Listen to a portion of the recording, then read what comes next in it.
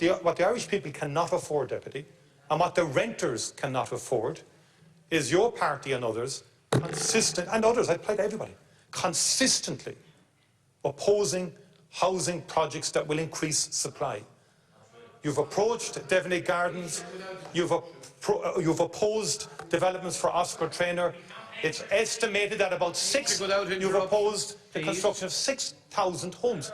It does not stack up, and your performance on the ground in councils the length and breadth of the country cannot be reconciled with what you are saying in this House at all.